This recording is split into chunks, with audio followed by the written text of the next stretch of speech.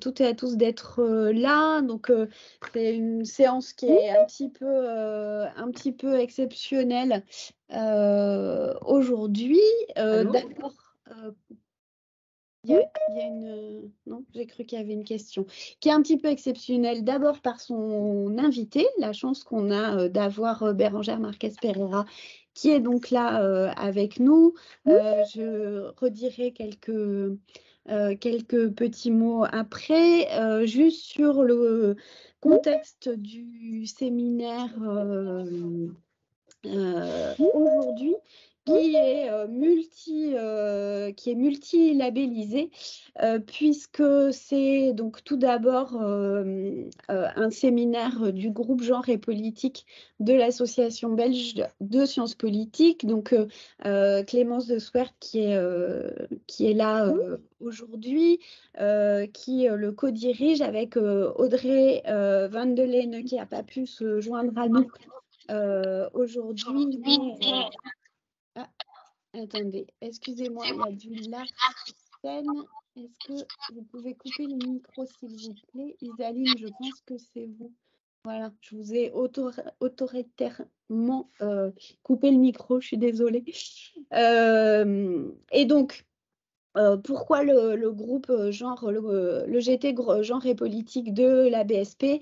En fait, on relance un petit peu ce groupe. C'est le premier séminaire qu'on fait aujourd'hui, séminaire de recherche. On a eu une première journée d'études avec des doctorants, des doctorantes et des post-docs aussi en septembre. Mais là, c'est notre premier vrai séminaire de recherche. On est particulièrement heureuse qu'il se déroule avec Bérangère Marquez Pereira qui a créé le GT Genre et Politique du temps où elle présidait l'Association belge de sciences politiques. Donc, c'était important pour nous de commencer en sa présence. Le séminaire, il est aussi sous l'égide de la chaire Jean Monnet Eugendering, qui traite justement des questions à l'intersection du genre et de l'Union européenne. Il y a un site internet tout nouveau, tout beau, si vous voulez pouvoir jeter un œil avec toutes les informations et les activités. Le programme, il commence à se mettre en place, mais donc on aura d'autres séminaires de recherche, des débats aussi sur des questions d'actualité, notamment sur, par exemple, la conférence sur l'avenir de l'Europe dans une perspective de genre. Et enfin, c'est aussi une activité, ce séminaire, pour les étudiants et les étudiantes du cours de master genre sur sciences sociales et genre, lecture critique. Chaque année, j'essaye de donner la chance aux personnes qui suivent le séminaire de discuter directement avec un chercheur ou une chercheuse. Il y a Florence Delmotte qui est là et qui avait inauguré le format l'année dernière et qui était venue parler de ses travaux avec les étudiants, avec les étudiantes. Et donc là, c'est aussi la chance de pouvoir discuter directement avec l'autrice donc, de cet ouvrage que Bérangère va nous présenter. Je vais redire quelques mots. Est-ce que les trois étudiantes qui normalement sont chargées de la discussion et qui s'étaient inscrits pour aujourd'hui sont avec nous. Et si oui, est-ce que vous pouvez me faire un petit coucou ou pas? Oui, Isaline. Ok, super. Éline et Isaline. Ok. Et normalement, vous étiez trois. Je ne me trompe pas.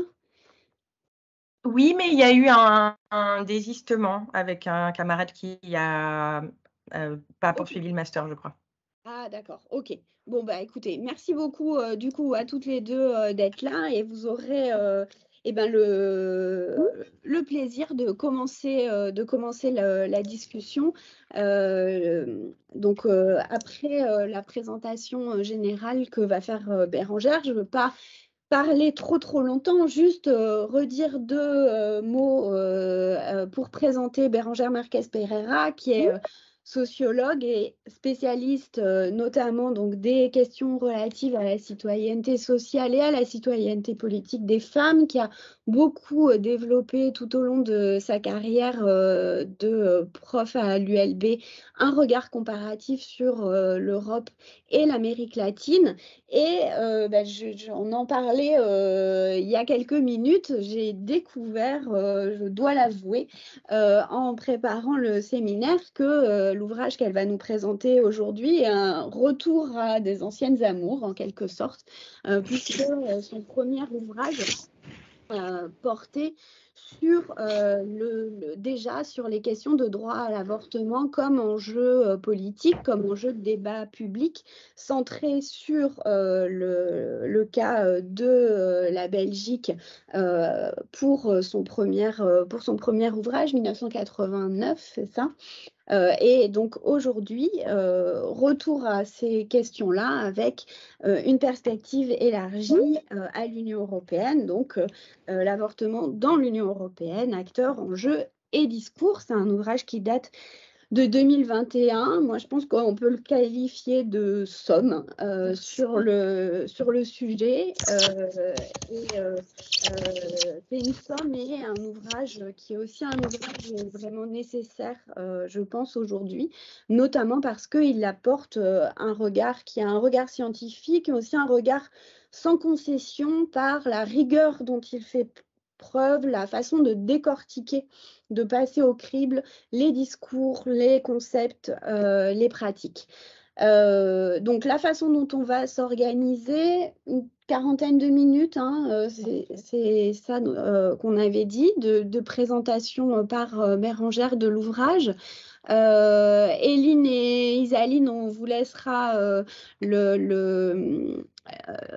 premières questions, puis Bérangère pourra vous répondre, et puis on ouvrira plus largement à toutes les personnes qui sont présentes et qui veulent intervenir.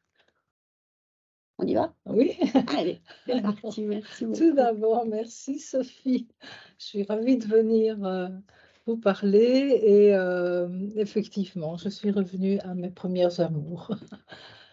Une façon de terminer sa carrière en commençant, en reprenant ce que l'on a entamé, mais en l'élargissant. Alors, donc l'objet de ce bouquin, c'est le dossier de l'avortement dans l'Union européenne, les acteurs, les enjeux et les discours. Donc, le cœur de l'ouvrage se situe au chapitre 4, où j'analyse le cadrage, les discours, à la fois des associations qui se disent pro-life, et on va les appeler anti-IVG pour aller vite, et les associations européennes qui sont pro-choix, et on va, pour les appeler vite, pro-IVG. Mais effectivement, leurs objets sont plus larges que l'IVG, mais ici, c'est le centre de l'ouvrage. Alors, donc, ce qui, moi, m'intéressait, c'était de mettre en lumière les valeurs, les normes qui légitiment ou délégitiment le droit à l'avortement. Donc, comment le cadrage normatif était construit et conçu, et sur quoi ce cadrage s'appuie. Alors, quelques mots d'abord sur l'intérêt du sujet. C'est que d'habitude, quand on prend la littérature, on a soit des ouvrages sur les pro-choix, ceux qui se disent pro-choix, ou bien des ouvrages sur des anti-IVG.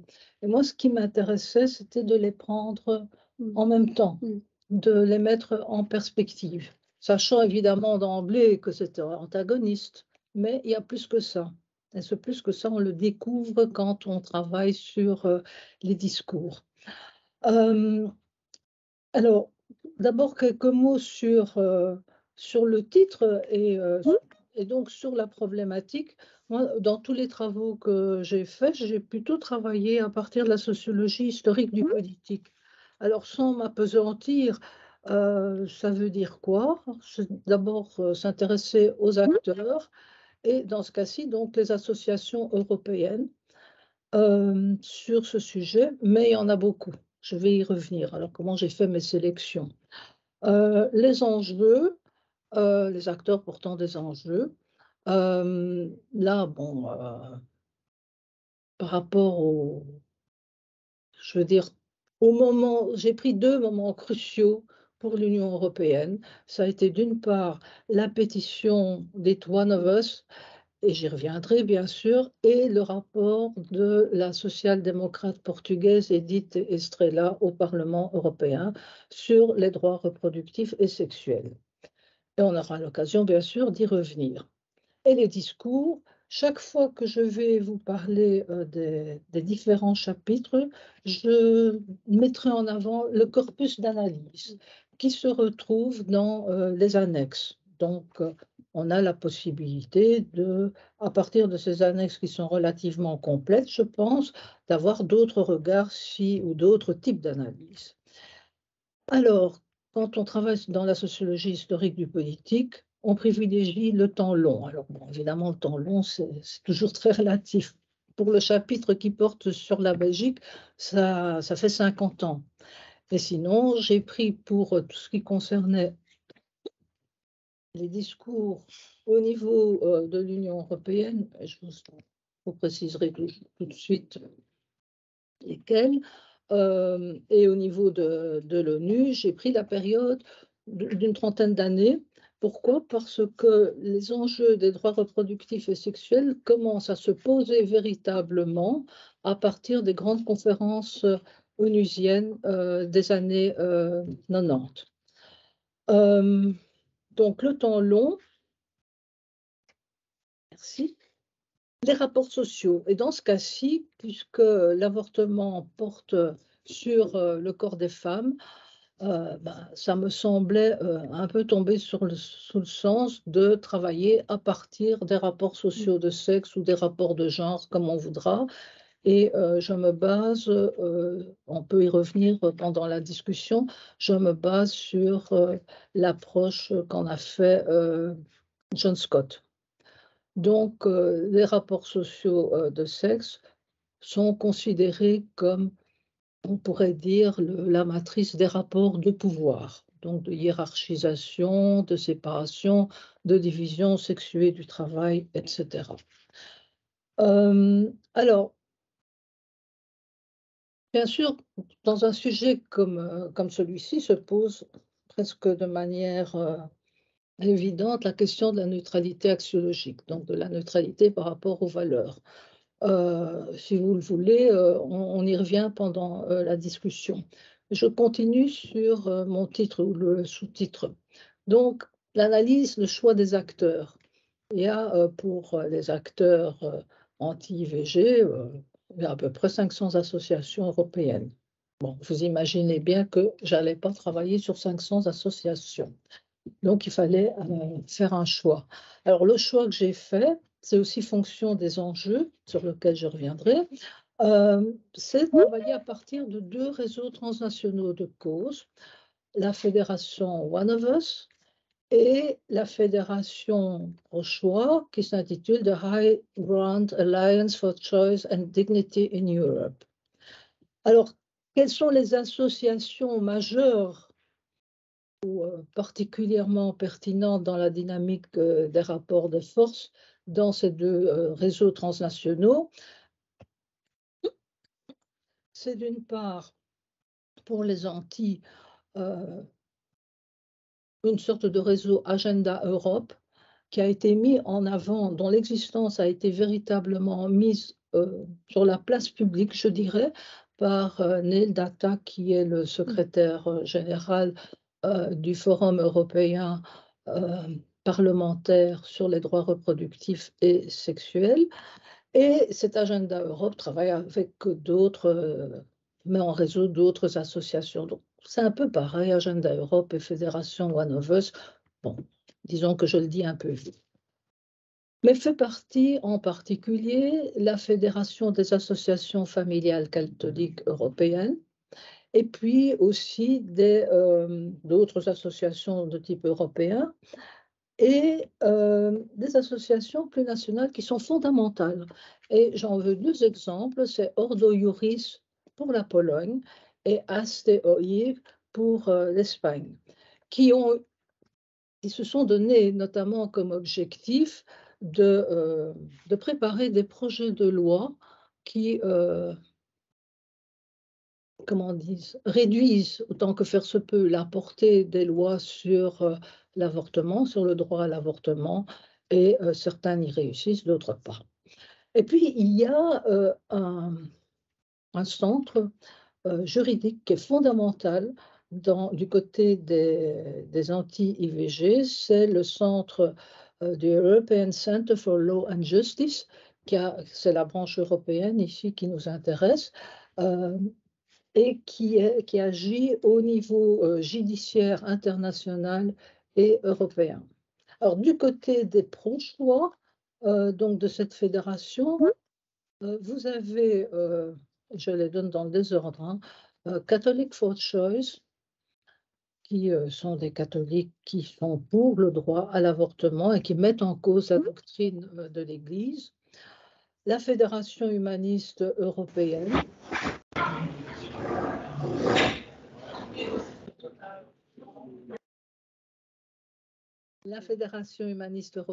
qui rassemble les associations pour la laïcité et l'humanisme laïque.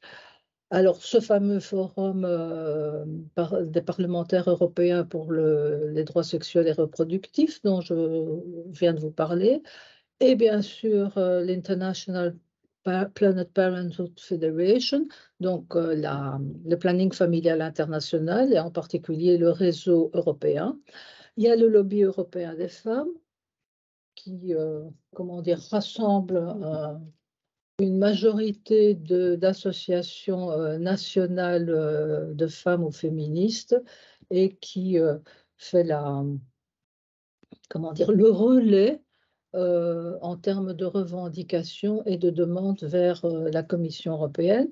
Et puis, il y a l'association ILGA qui rassemble au plan international les lesbiennes, les gays, les bisexuels, les trans et les intersexes. Par ailleurs, vous avez également un centre qui est fondamental dans la prise en charge du droit à l'avortement, aussi bien en Amérique et en Europe, c'est le Center for Reproductive Rights qui peut agir au niveau judiciaire international et européen. Donc, voilà. Alors, il y a une différence fondamentale de fonctionnement entre ces deux types d'associations, c'est que du côté des anti-IVG, quand on analyse par le menu qui en fait partie, on voit que c'est toujours plus ou moins les mêmes personnes qui reviennent. Et en fait, on croit avoir affaire à beaucoup d'associations et en réalité, ce sont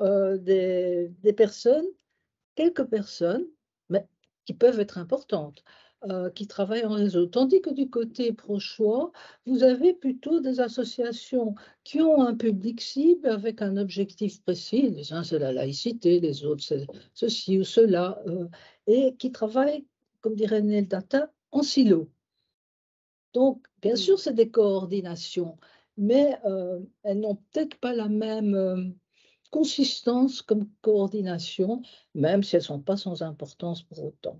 Alors, par rapport à l'analyse de ces acteurs, moi-même, pour m'y retrouver, j'ai commencé d'abord par faire des fiches qui sont reprises en annexe pour savoir qui était qui et qu'est-ce qu'il y avait là derrière. Alors, bien sûr, je reprends leur date de création, le siège et le statut juridique, leur site internet, ça vous permet d'aller voir si je raconte pas des blagues, leur objet, leur objectif, les personnalités membres. Parfois, il faut un peu creuser quand même, hein. S'ils ont une reconnaissance au niveau de l'Union européenne ou de l'ONU, les relais politiques européens, quand ils existent, le répertoire d'action, et s'ils font du réseautage ou pas.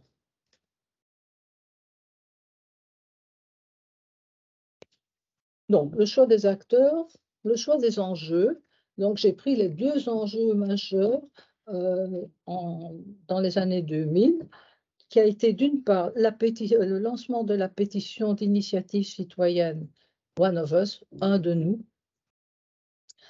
Un de nous, c'est un enfant à naître, qui a été lancée par cette association européenne qui se présente comme Pro-Vie, qui a été présentée au Vatican, qui a reçu le soutien des papes Benoît XVI et François, et de la COMECE, donc la Commission des épiscopats européens auprès de l'Union européenne, qui a été relayée à la fois par Agenda Europe et par ce centre, l'European Center for Law and Justice, et dont l'objectif explicite est d'interdire tout financement qui concernerait de près ou de loin la destruction d'embryons humains, donc interdire le financement de la recherche par l'Union européenne, interdire toute coopération au développement en la matière et bien sûr vérifier que les budgets européens ne les financent pas.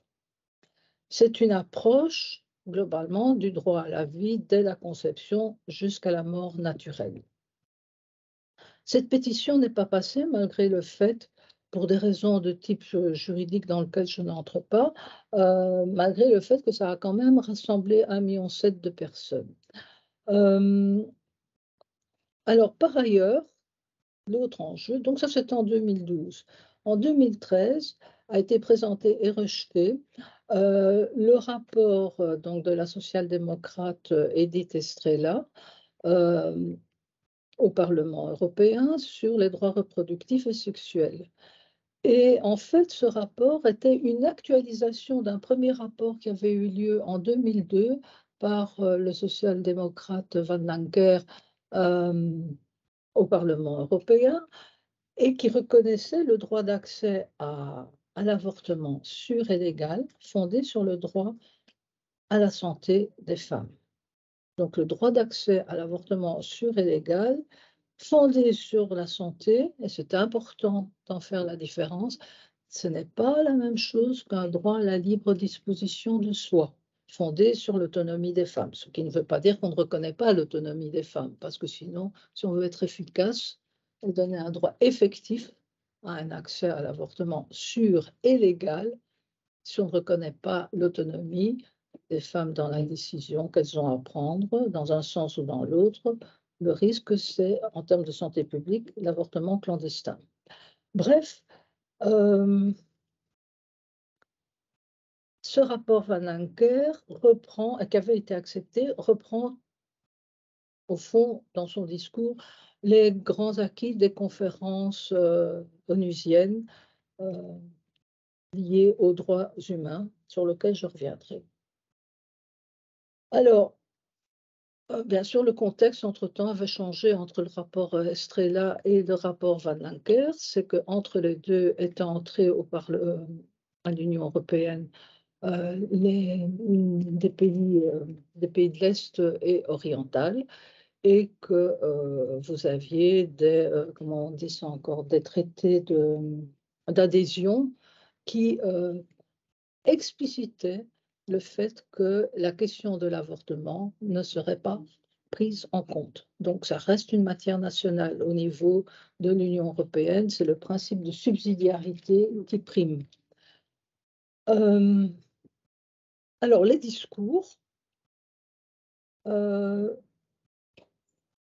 je n'ai pas fait une analyse lexicographique de ce discours, ce n'était pas ça qui m'intéressait. De savoir combien de fois le terme ceci ou cela intervenait dans le contexte de tel type de phrase, etc. Non, ce qui m'intéressait, c'était le contenu substantiel véritablement de ces discours. Donc, pour analyser les discours des associations européennes, il fallait que j'adosse au contexte de signification, de sens de ces discours. D'où est-ce qui sortait? et dans une perspective de socio-historique. Et donc, l'analyse de ces discours, je les ai adossés d'une part pour les pro-IVG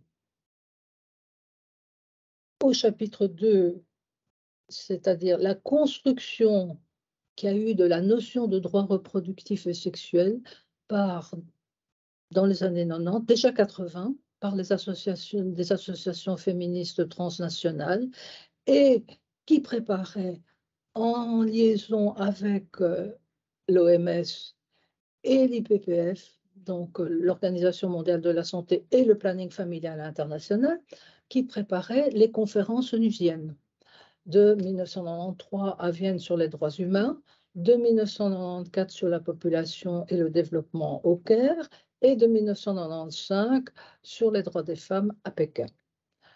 Donc, vous avez petit à petit une institutionnalisation de ces notions qui, à l'heure actuelle, nous semblent tout à fait, comment dire, normales, courantes, mais qui, à l'époque, ne l'étaient pas. Et ces deux notions vont s'adosser à un discours international, à la fois politique, juridique et judiciaire. Les bases politiques, ce sont les conférences dont je vous ai parlé, c'est aussi les résolutions du Conseil de l'Europe ou du Parlement européen. Les bases juridiques, c'est différents pactes internationaux ou des chartes relatives aux droits humains et les travaux des comités de suivi des conventions internationales. Dans aucune d'elles, il y a une reconnaissance en tant que telle du droit à l'avortement, pas plus que dans les conférences internationales. Ce que l'on reconnaît au mieux, c'est un droit d'accès à l'avortement sûr et légal quand il a été décidé par tel ou tel pays, qui est au moins un droit effectif à ce que le pays reconnaît. Euh, et donc, pour ce chapitre 2, donc, où on voit se construire les normes internationales, il y a deux éléments de consensus. C'est d'une part l'idée de reconnaître la prédominance du droit à la vie des femmes sur le droit du fœtus. Ça, c'est très clair. Et puis, la reconnaissance d'un droit d'accès à l'avortement sûr et légal. Ça revient constamment. Donc, pas un droit à la liberté reproductive comme telle, pas un droit à l'avortement en tant que libre disposition des femmes, mais plutôt sur un argument pragmatique qui est la santé publique.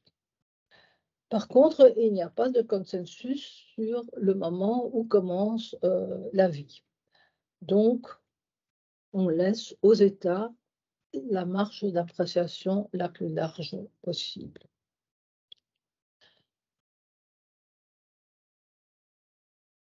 Alors, du côté des opposants au droit à l'avortement, quel est le contexte de sens? C'est évidemment l'opposant majeur à l'avortement qui est l'Église catholique.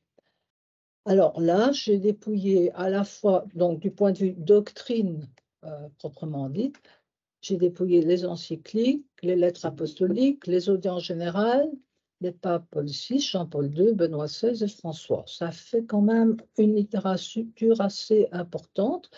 Et d'autre part, il n'y a pas qu'un discours religieux, il y a aussi un discours séculier qui est tenu par le Saint-Siège à l'ONU notamment, et qui a été très actif au moment des conférences sur la population et le développement et sur les droits des femmes, et qui a émis des réserves absolument systématiques, notamment sur la notion de droit reproductif et sexuel. Ça n'existe pas. Même un rejet de la notion d'égalité, reconnaît l'égalité non pas en droit, mais en dignité, qui a émis des réserves sur tout ce qui était sexualité de manière générale, non seulement dans les conférences internationales, mais également à l'Assemblée générale de l'ONU ou à la Commission du statut de la femme de l'ONU et dans les différents comités de suivi des conventions. Alors,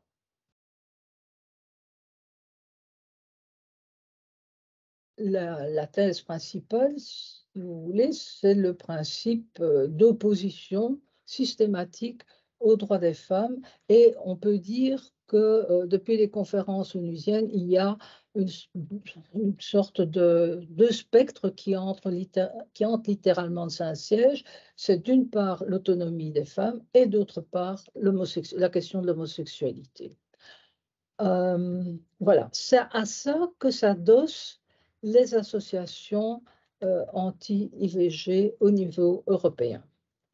Alors, dans ce chapitre 4, qui est le cœur même de mon ouvrage, qu'est-ce que j'ai pris comme corpus d'analyse? C'est les contributions, qu'elles soient académiques ou militantes, proprement militantes, des anti qui travaillent finalement dans le sillage de la Comessé, donc les épiscopats représentés auprès de l'Union européenne, et du Saint-Siège. Et dont, je dirais, la thèse majeure, si elle devait être dite en quelques mots, c'est arriver à ce que la loi dite naturelle, transcendante, parce que d'origine divine, s'applique aux croyants, bien sûr, mais aussi aux non-croyants. Que la loi naturelle s'incarne dans le droit positif. La logique d'incarnation est proprement chrétienne.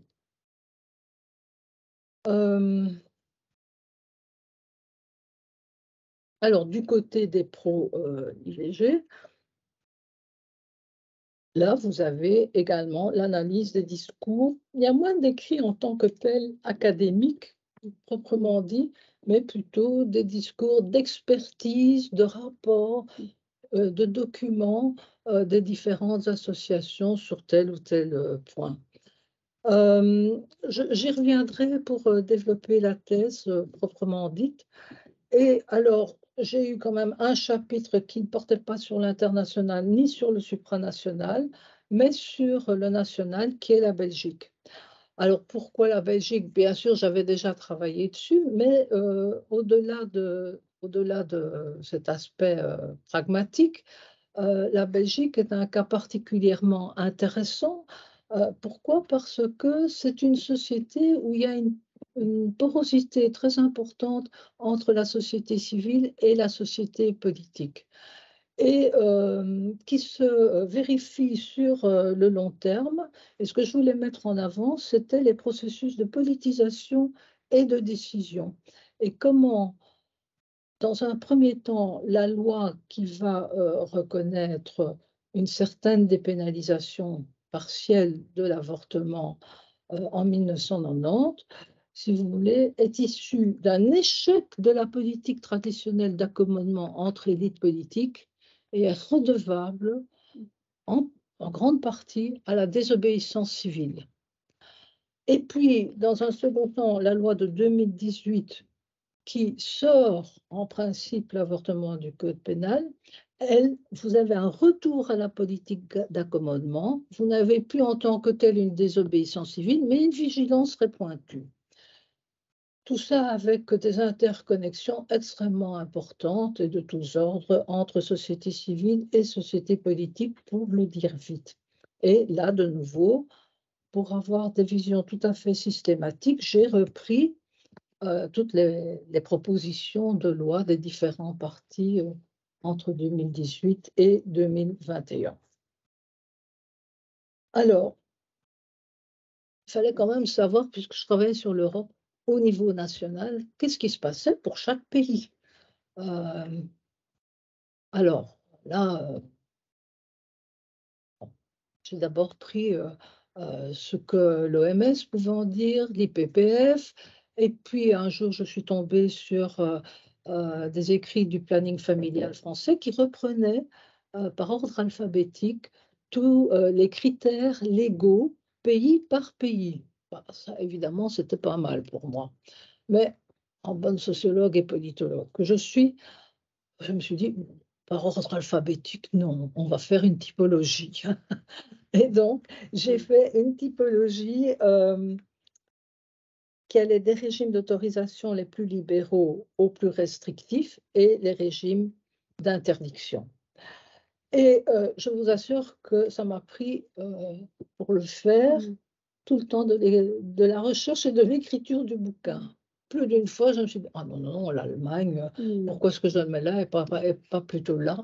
Pourquoi est-ce que j'avais ce type d'hésitation? Parce que, bien sûr, il y avait les critères légaux habituels, hein, les délais, la gratuité, est-ce qu'il y avait la clause de conscience, etc., etc. Mais en même temps, je voulais avoir des éléments importants sur la pratique même de l'avortement dans ces pays. Et alors, ça pouvait changer complètement la donne. Alors, comment j'ai essayé? Bon, bien sûr, moi, je ne parle pas les langues, je ne parle pas le serbo-croate, je ne parle pas l'allemand. Alors, comment j'ai fait? Ben, j'ai été sur le site de l'IPPF, le réseau européen, et là, vous avez les adresses de chaque planning familial national. Et donc, vous avez le nom de tous les différentes associations qui y sont, comment dire, adossées. Et là, vous avez le plus souvent, pas toujours, mais vous avez le plus souvent des informations concrètes tout à fait intéressantes et qui peuvent vous montrer qu'un pays peut être finalement peut-être assez libéral dans ses critères légaux, mais dans la pratique beaucoup moins, ou l'inverse même. Donc, voilà comment j'ai construit cette typologie. Et qu'est-ce qui en ressort? Eh bien, d'une part, c'est que l'Union européenne est à plusieurs vitesses, ce qui n'a rien d'étonnant, puisque c'est le principe de la subsidiarité qui préside à cette question, que vous avez certaines tendances au progrès dans des pays tels que la France, la Belgique et le Luxembourg, à un certain moment donné, et donc ils retirent l'avortement du code pénal, ni plus ni moins, mais que vous avez aussi des pays en régression totale ou partielle, et totale, c'est évidemment le cas polonais, et que dans le meilleur des cas, on reconnaît un droit d'accès à l'avortement sûr et légal, mais pas la libre disposition de soi en tant que tel. Sauf ce qui s'en rapproche le plus, ce serait plutôt la Suède. Voilà, alors en termes de méthodologie, je n'ai pas travaillé par interview parce que le CRISP ne travaille pas par interview, ni plus ni moins, ce qui ne veut pas dire que j'en ai jamais fait, mais ce n'était pas ma méthodologie principale. Ce que je faisais, c'est lorsque je tombais sur des documents des uns et des autres, j'allais interroger des personnes qui avaient écrit ces documents pour m'assurer que je n'avais pas des mésinterprétations, que je n'étais pas tout à fait à côté de la plaque dans la manière dont je lisais ce que l'auteur avait voulu dire. Donc, ça me paraissait quand même important. Mais ce n'est pas un travail fondé sur des interviews, c'est vraiment un travail fondé sur l'écrit. Alors, ce fameux chapitre 4, qui est le cœur de l'ouvrage, sa thèse, c'est montrer bien sûr le caractère antagonique, on s'en doute, mais aussi dissymétrique dans les logiques discursives. Et on le sent, cette dissymétrie, on la sent déjà dans le caractère antagonique. Alors, il faut d'abord mettre en avant que vous avez un langage commun aux anti-IVG et aux pro-IVG. Ce langage commun, c'est celui des droits humains. C'est le langage de la politique internationale, de manière générale. Alors, vous vous doutez bien que les uns et les autres ne font pas précisément référence aux mêmes droits humains, encore que. Du côté des anti-IVG, donc c'est le droit à la vie dès la conception, la dignité de la femme et la liberté de conscience réduite à la liberté religieuse. Du côté des pro-IVG, c'est l'idée de santé publique, d'intégrité physique et psychique, d'égalité entre hommes et femmes. Le caractère antagonique, bon, il y a les positions de l'Église auxquelles s'adossent les différentes associations européennes. Je vous en ai donné un mot.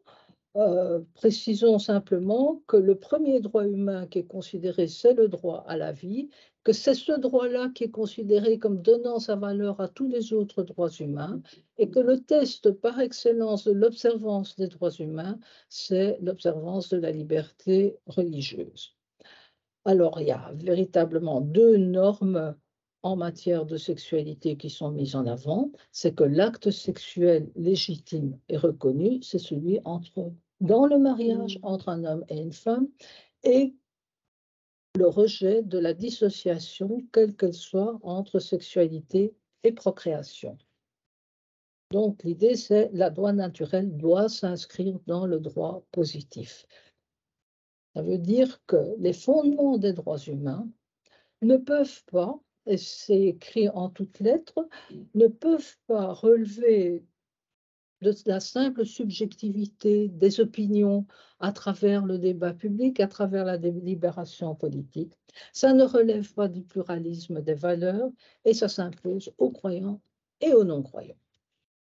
Ça, c'est l'élément fondamental, et que le droit des femmes ne prédomine pas sur le droit du fœtus. Le droit du fœtus étant considéré déjà comme un sujet de droit, un sujet titulaire de droit, ce qui n'est pas reconnu, que je sache, dans les conventions internationales qui intéressaient notre sujet. Alors, il y a une notion qui est rejetée, c'est la notion de genre. Et en particulier, le Vatican, depuis les conférences onusiennes, met en avant l'idée qu'il y aurait une théorie du genre, si vous voulez, on y revient. C'est une pure invention vaticane, pour des raisons que vous devez connaître, puisque vous faites le master genre, pour certains et certaines d'entre vous. Et d'autre part, c'est la mise en avant de la complémentarité naturelle des sexes. Alors, le droit à la vie dès la conception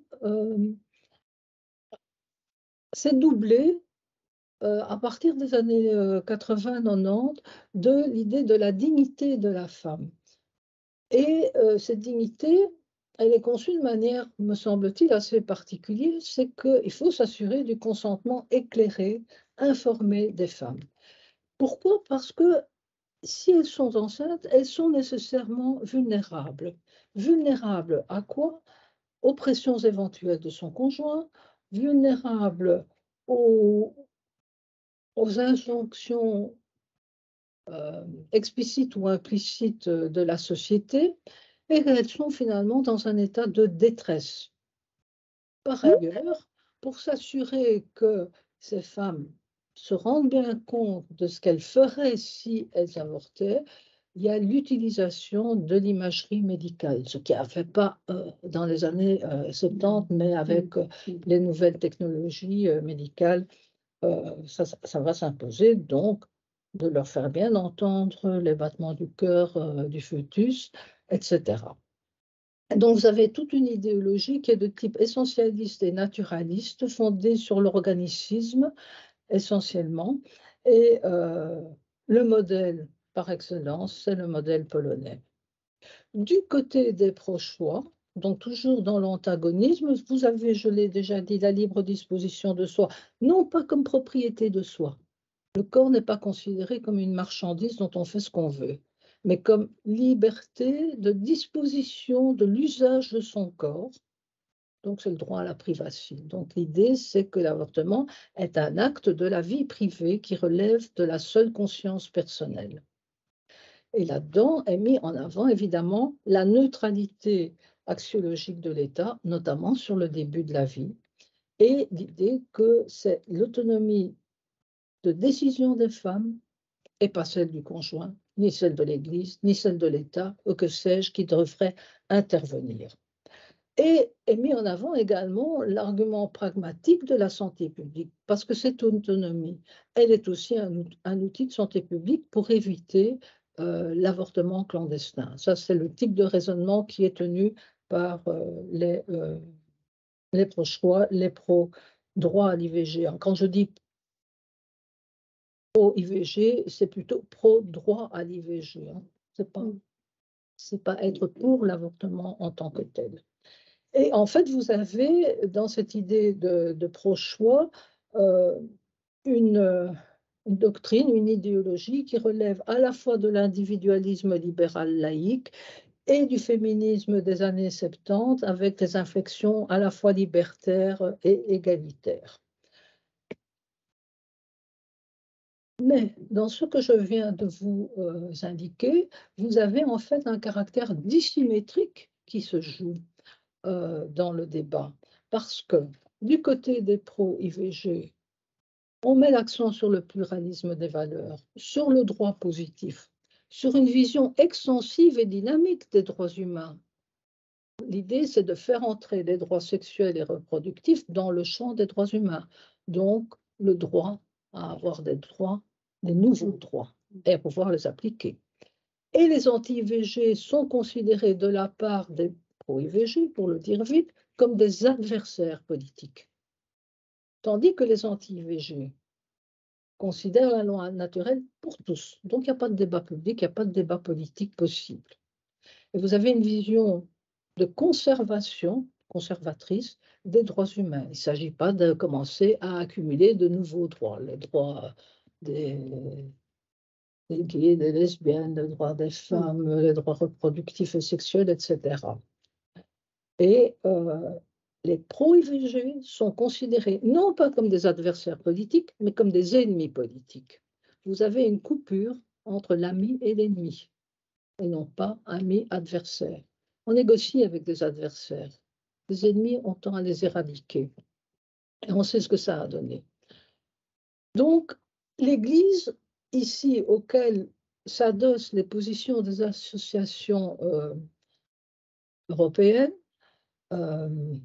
anti-IVG, est véritablement considéré comme le seul acteur qui peut valider des choix éthico-politiques.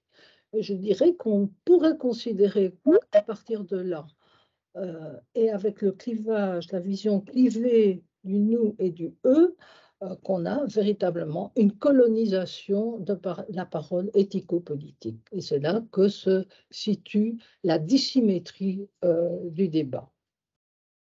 Enfin, en conclusion,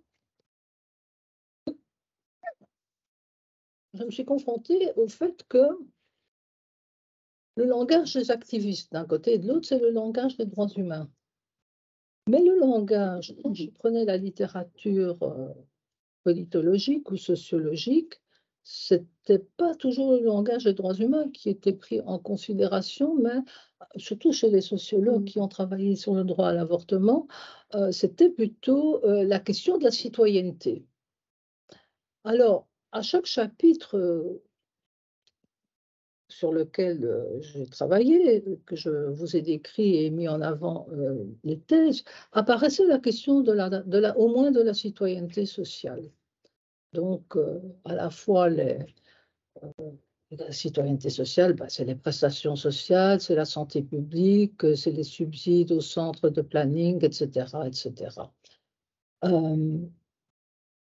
Et alors, bon, bien sûr, droits humains et droits de citoyenneté ont quelque chose d'absolument exclusif par définition. Les droits humains sont inclusifs et englobent l'être humain doté de raison, donc l'humanité tout entière, tandis que les droits de citoyenneté, ça englobe ceux qui sont reconnus comme citoyens et citoyennes dans un territoire donné, avec des droits et des devoirs précis. Là, donc c'est d'ordre exclusif. Mais je ne crois pas qu'on puisse tirer une ligne de partage nette entre les deux, dans la mesure aussi bien les droits humains que les droits de citoyenneté ont une visée émancipatrice.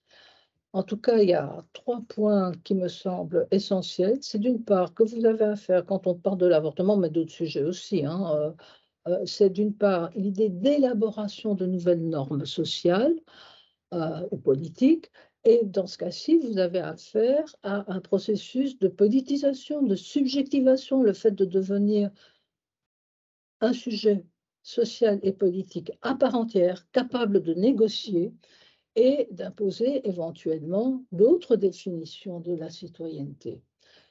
Et cela peut passer par la désobéissance civile à la vigilance pointue. Mais il ne suffit pas d'être politisé, il ne suffit pas de revendiquer, encore faut-il pouvoir franchir la barre institutionnelle et qui va garantir l'autonomie des femmes. Et ce sont, par exemple, les chartes, les conventions juridiques, etc. C'est également la reconnaissance du genre comme outil d'action publique, par exemple dans le gender mainstreaming. C'est l'obligation de reddition des comptes des États devant des instances internationales, etc., etc. C'est aussi, par exemple, la reconnaissance d'associations de femmes ou féministes comme interlocuteurs avec qui on peut négocier.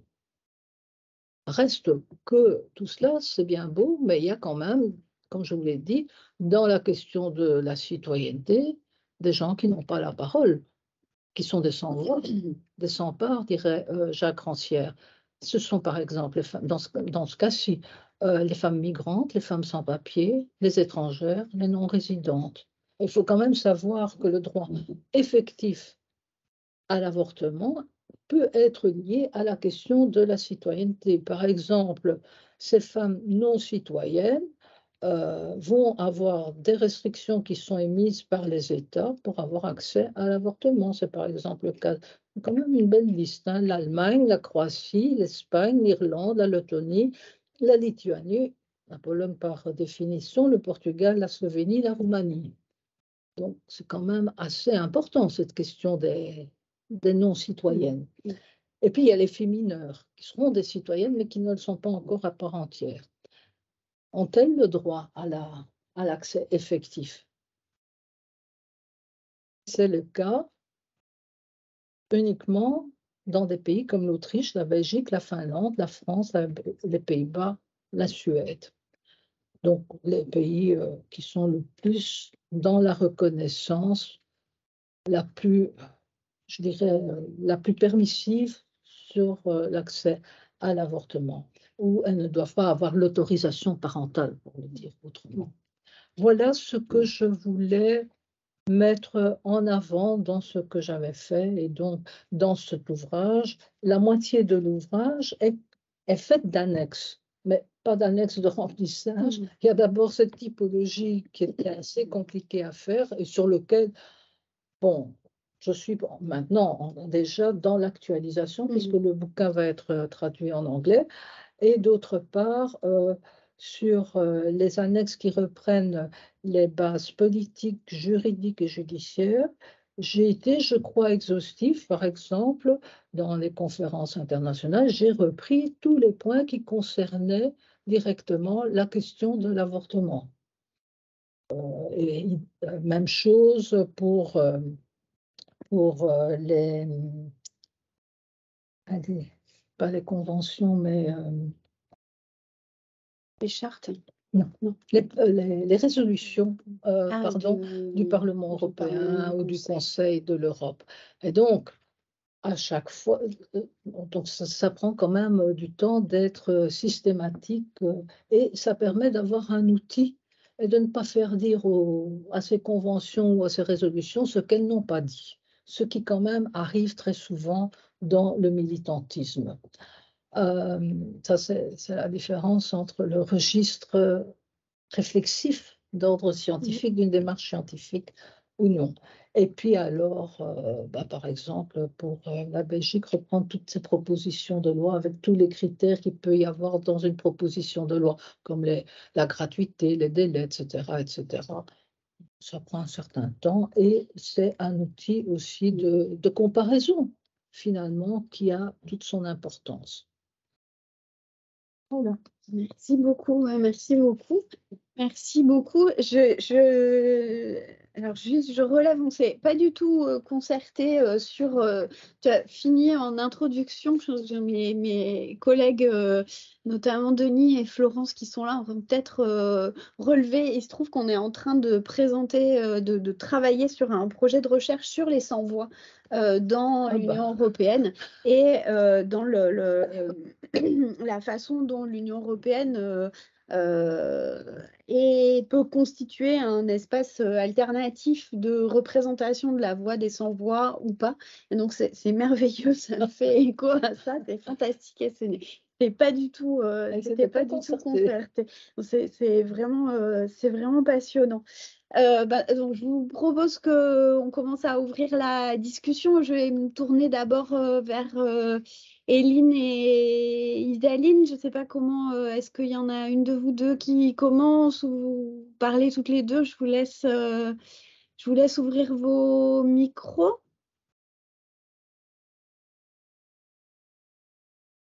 Ou est-ce qu'il faut que ce soit moi qui le fasse? Hop.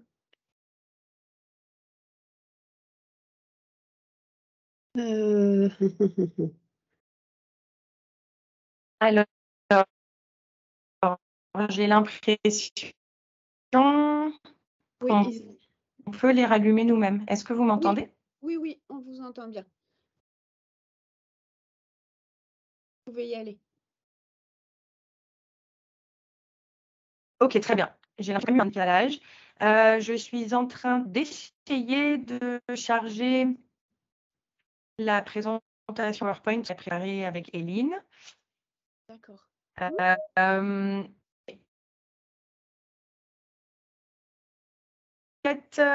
On avait repris les différents de l'ouvrage et en fait, on voudrait avoir un petit peu votre avis sur la chose suivante. C'est prévu toutes les deux, mais j'ai peur que justement la présentation synthétique des associations et des fondements de la page est un peu répétition avec la présentation.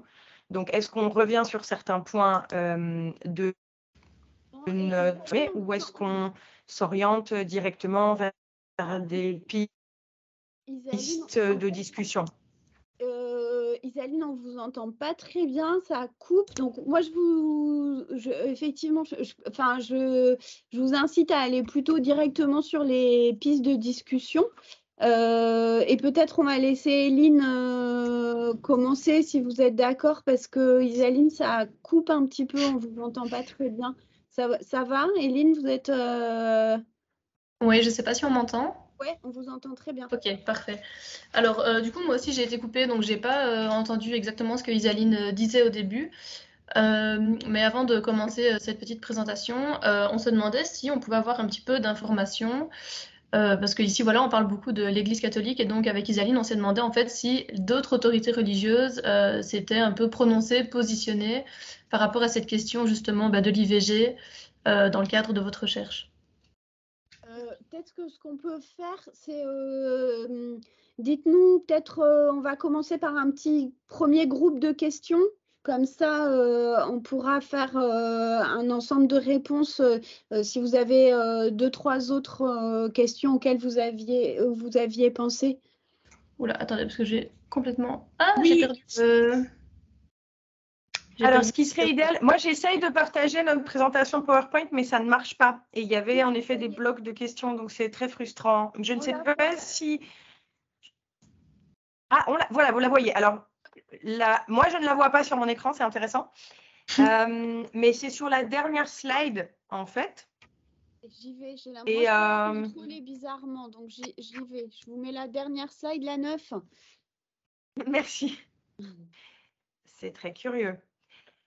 Donc, voilà, si et peut-être on peut garder ça en fond et du coup poser, les paraphraser un petit peu pour que tout le monde et puis que ça soit plus facile aussi nous de notre côté. Donc il y a la question sur les autres autorités religieuses et sinon les autres questions que vous aviez prévues, si vous pouvez nous en faire un petit résumé. Oui, ici, du coup, la présentation, c'est parce que voilà, Madame Marquez-Pereira a beaucoup parlé à propos de ce qu'on allait justement expliquer. Là, on parle en même temps, Isaline, c'est compliqué, je crois. Je ne sais pas si c'est mon réseau qui déconne ou si c'est le tien. Alors, Éline, on vous entend bien, peut-être allez-y, et puis on donnera après peut-être la parole à Isaline qui a quelques soucis de réseau. D'accord, ok. Donc en fait ici voilà, donc nous on avait quand même préparé une présentation de notre lecture qui a été quand même très fortement résumée pendant cette petite présentation.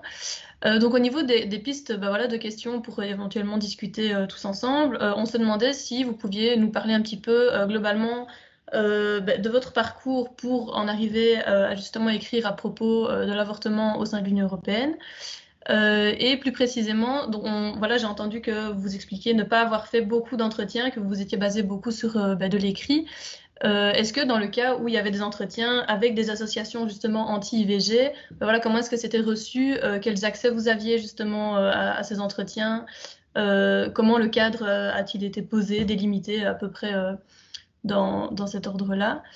Et après, c'était peut-être plus des questions pour parler vraiment avec tous les participants. Je ne sais pas si je dois les dire maintenant ou si on répond plus par petits blocs.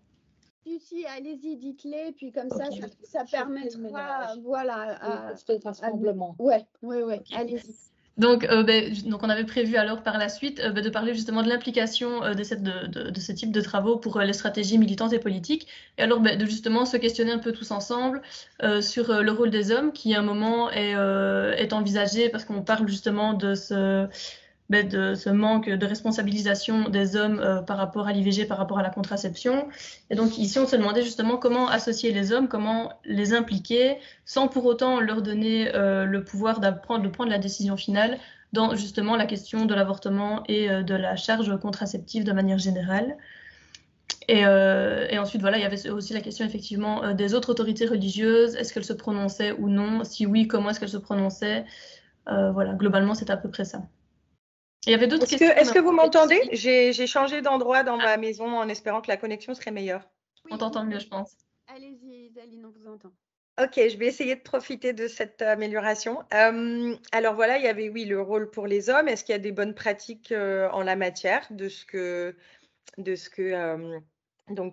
Bérangère Marquez Pereira a pu observer dans certains contextes nationaux? On avait aussi une question par rapport à sa trajectoire universitaire et comment est-ce qu'elle comprend la notion de neutralité axiologique, dont on a beaucoup parlé dans un autre cours, le cours d'épistémo, et un peu tous les débats autour de la notion même de neutralité. Par rapport à la stratégie militante et politique, on se demandait si le cadrage en termes de santé publique était toujours le plus pertinent et s'il était toujours efficace, et si au sein des organisations qui portent une voix et un agenda politique au niveau européen sur ces questions, est-ce qu'il y a d'autres arguments qui sont portés par d'autres types d'acteurs avec des arguments plus libertaires en fait et vraiment centrés pas tant sur l'enjeu santé publique ou sur l'avortement comme dernier recours, mais un argumentaire plus libertaire en fait. Le droit des femmes, pas seulement à disposer de leur corps, mais aussi de leur vie, en fait, et toutes les implications que ça peut avoir, et le fait que peut-être qu'elles ne veulent pas d'enfants, et que voilà. Donc sortir un petit peu, est-ce qu'il y a des organisations qui cherchent à sortir de l'argumentaire santé publique, dernier recours, mais aussi toujours, je trouve, une dramatisation un peu autour de la question de la pratique de l'IVG, du trauma, des rendez-vous psy qui sont nécessaires pour y avoir accès, du délai de réflexion, etc. Et est-ce que justement sortir de cet argumentaire santé publique semble pertinent à notre présentatrice aujourd'hui, ou est-ce qu'au contraire c'est le seul cadrage possible et légitime dans ce genre d'espace, et donc est-ce qu'il faut le conserver, ne serait-ce que pour des raisons d'efficacité politique, des questions vraiment stratégiques et pragmatiques? Et puis, par rapport à la dimension transnationale et comparée, il y avait la question de est-ce que l'Église catholique est la seule autorité d'une religion monothéiste à prendre ce type de position avec une telle force, même si les effectifs sont réduits, on voit que l'influence est quand même importante. Et puis, on voulait savoir, est-ce qu'il y a des éléments, mais là, ce serait quasiment le sujet d'un autre ouvrage, mais est-ce que Bérangère Marquez-Pereira peut nous donner peut-être quelques éléments saillants, frappants de comparaison entre l'Union européenne et les cas d'Amérique latine qu'elle connaît, vu que c'est un continent où le droit et l'accès à l'IVG sont récents, mais plutôt en expansion. Et donc, est-ce qu'il y a des différences intéressantes au niveau de la séquence, du cadrage normatif, etc., qui guident les luttes dans ces contextes-là? Voilà, on sait que ça fait beaucoup, mais on voulait simplement ouvrir des pistes. Merci beaucoup. Ça fait effectivement beaucoup, mais je trouve que c'est vraiment. Merci beaucoup pour ces questions, sont vraiment très riches. Elles permettent d'ouvrir plein de pistes. Peut-être que Bérangère, tu vas faire un petit peu un petit ménage, mais on pourra les garder après. Non, oui, bon, super. Merci beaucoup en tout cas. Et donc, on y va. Et puis, on réouvrira la discussion après. Alors, si je me suis évidemment adossée à la question de l'Église, vu que c'était d'organisme transnational, si je puis dire, qui a une représentation aux Nations Unies sur la matière et qui est l'acteur principal d'opposition au droit à l'IVG. Ceci dit, dans mon bouquin, sans avoir fait des approfondissements des religions orthodoxes, évangéliques sur la question, d'une part, il faut savoir que l'Église catholique, au moment, donc, dans sa représentation à l'ONU, a pu entraîner dans ses positions les évangélistes et les orthodoxes, ainsi que les pays du Golfe. Donc, tout ce qui est la religion musulmane, bien que vous n'avez pas dans ce cas-ci une instance comme vous l'avez dans l'Église catholique. Mais je n'ai pas approfondi au-delà la question dans mon ouvrage. J'ai simplement fait allusion au fait, enfin un peu plus que l'allusion, au fait que l'Église catholique était arrivée, de par ses positions et de sa position de représentant presque par excellence d'une parole éthico-politique devant les Nations Unies, à entraîner dans des alliances ces trois religions monothéistes.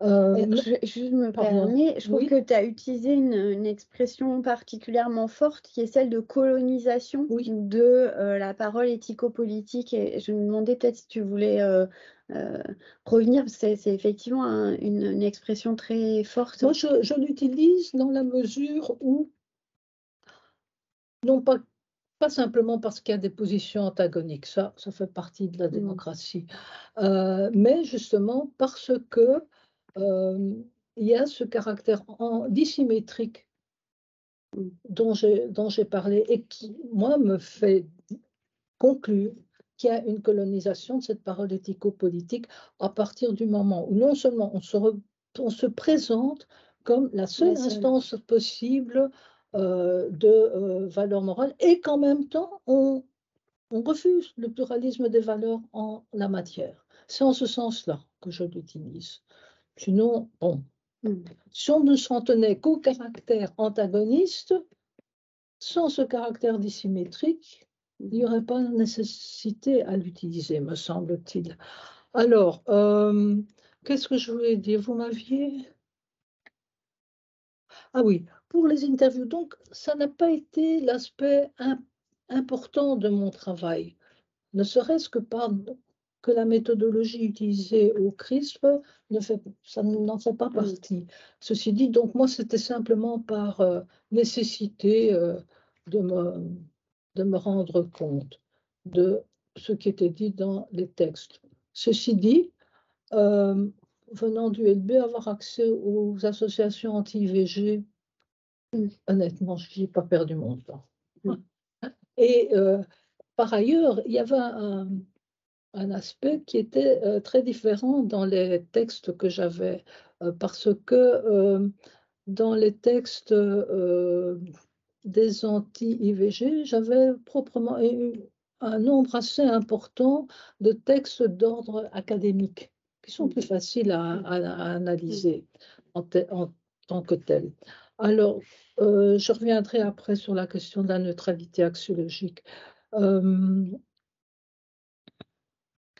Donc, les implications de travaux tels que j'ai menés sur les stratégies militantes et politiques.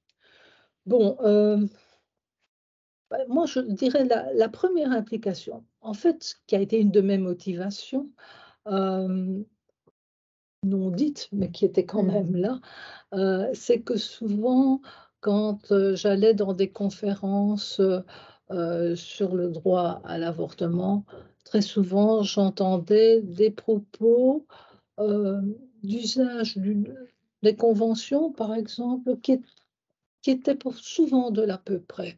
Et je me dis, quand on a une lutte politique à mener, il faut bien connaître, d'une part, des arguments sur lesquels on s'appuie, les normes sur lesquelles on s'appuie, et ne pas faire dire au texte ce qu'on veut bien leur faire dire et qui n'est pas toujours très correct.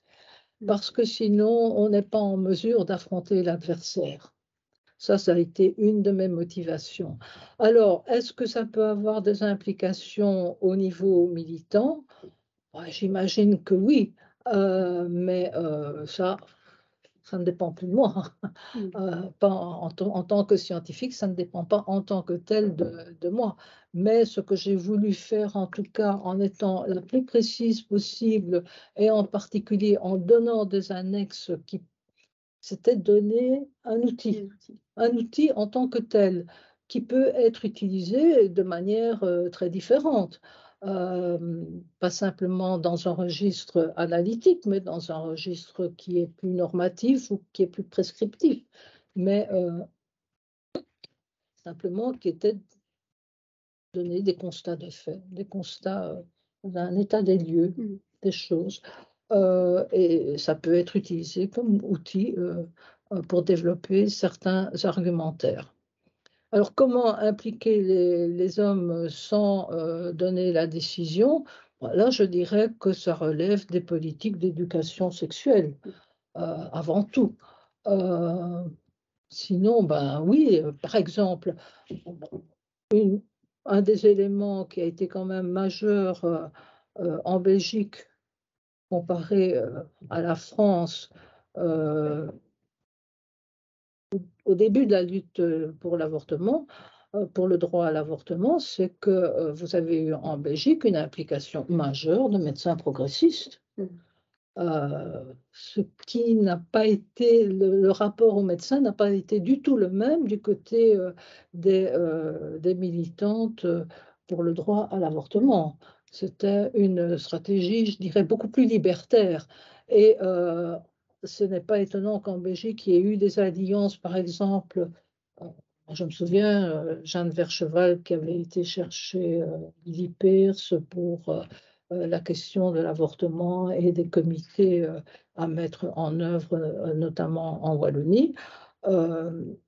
C'était des alliances qui étaient concrètes et qui ont existé aussi sur d'autres sujets, pas avec les médecins bien sûr, alors, sur d'autres sujets concernant les droits des femmes. Et ça fait partie, c'est un bel exemple de la porosité entre société civile et société politique, pour le cas belge. Ce que l'on n'a pas, par exemple, dans le cas français. Donc, ces deux niveaux de réponse à cette question. La question des bonnes pratiques, ça veut dire quoi ça, les bonnes pratiques? Alors, je sais, je connais le discours européen sur le sujet, il y a les bonnes pratiques surtout, mais bon, ça, voilà. Moi, je vous laisse juge de ce qu'il y a à dire, mais j'aurais plutôt tendance à parler en termes quelles sont les stratégies d'alliance possibles dans tel contexte, avec tel enjeu, à tel moment. Voilà. Moi, les bonnes pratiques de manière générale, je ne sais pas trop ce que ça veut dire. Alors, le cadrage en termes de santé publique ou en termes plus libertaires, c'est tout à fait fondamental. Ça, moi, je trouve que c'est une question qui est cruciale et qui, dans les deux cas, a sa pertinence, qui n'est pas exactement du même ordre, mais qui n'est pas incompatible du tout. Euh, en termes de... en- le cadrage en termes de santé publique s'est imposé dès le départ. En fait, a été concomitant avec le cadrage plus libertaire. La question, bon, je vais prendre le cas belge, hein, parce que parler de manière générale comme ça, c'est difficile. Alors, je prends le cas belge parce que c'est le cas que je connais, mais la problématique est du même ordre dans d'autres pays. Euh, Quand la question de l'avortement cesse d'être tabou, l'enjeu principal à l'époque, c'est d'en finir avec l'avortement clandestin, qui était véritablement un fléau en termes de mortalité et de morbidité maternelle. À partir du moment où vous avez eu un processus de politisation qui n'avait pas encore donné lieu à une décision politique, mais où vous aviez l'usage de la désobéissance civile, notamment de la part de médecins, pour pratiquer des avortements dans de bonnes conditions, à la fois sanitaires et psychologiques, vous avez eu une chute dans les hôpitaux des séquelles d'avortement clandestin. Il y avait beaucoup moins de femmes qui venaient à la suite d'un avortement clandestin. Donc, c'est un argument pragmatique qui était fondamental à opposer à ceux qui ne voulaient pas dépénaliser l'avortement. Donc, c'était un cadrage tout à fait fondamental et qui a eu non seulement sa pertinence, mais son efficacité, même si elle n'a pas été rapide en Belgique. Il a fallu quand même attendre 1990 pour avoir une loi qui n'était que de dépénalisation partielle. Alors, le cadrage plus libertaire apparaît en même temps dans les années 70 et n'est pas moins pertinent. Il pose la question de la libre disposition de soi, et dans la libre disposition de soi, il y a le fait de ne pas vouloir d'enfant, comme il y a le fait de simplement vouloir planifier les naissances en fonction de différents critères qui sont propres à la femme et ou au couple. Donc, ce n'est pas là, je dirais, la problématique du dernier recours, mais une problématique d'autonomie. Là où la question de l'autonomie se rejoigne, c'est que dans un cas, je dirais, le premier cas de la santé publique, l'autonomie peut être utilisée comme un outil efficace, un instrument efficace pour éradiquer l'avortement clandestin. C'est un outil indispensable parce que les femmes à qui on refuse le droit à l'avortement, elles iront quand même de toute manière avorter. Alors celles qui ont de l'argent, elles allaient à l'étranger ou dans les pays voisins. Et celles qui n'en avaient pas, on avait qu'à se débrouiller non seulement en termes financiers, mais avec la justice. Et l'action des plannings familiaux a été essentielle en la matière. Encore maintenant, elle se pose, parce qu'il faut quand même bien savoir qu'avec les délais qui sont permis en Belgique, il reste pas moins que vous avez un certain nombre de femmes, qui est, je crois, si mes souvenirs sont bons, de l'ordre de 500 femmes, qui arrivent trop tard. Alors, on ne peut pas faire les avortements en principe en Belgique. Alors, qu'est-ce qui se fait? Il y a quand même des réseaux qui permettent de diriger ces femmes vers, par exemple, les Pays-Bas. C'est très bien, mais encore faut-il pouvoir se déplacer, être sur place pendant un certain temps, on ne va pas travailler pendant ce temps-là, etc., etc. Donc la question de la santé publique reste majeure, mais la question plutôt libertaire, de libre disposition de soi au sens large donc du terme, y compris quand on ne veut pas d'enfants, n'est pas moins importante. Simplement, l'autonomie n'a plus le statut simple de simple outil, ça va beaucoup plus loin.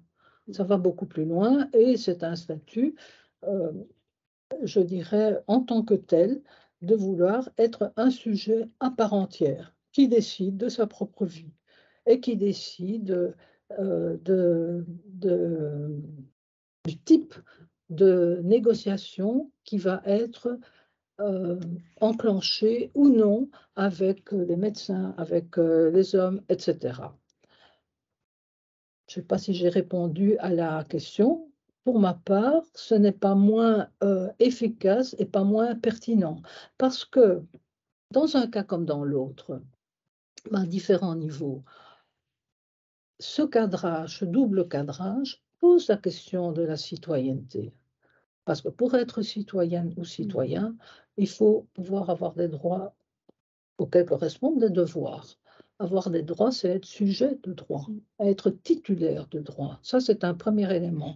Dans la question de l'autonomie, vous avez la question d'être un individu à part entière, au sens pas au sens individualiste du terme, mais au sens d'avoir une individuation, donc de pouvoir agir en tant que sujet, parce que vous avez pu construire ou vous appuyer sur un processus collectif qui a permis cette individuation. Elle n'est pas donnée d'emblée.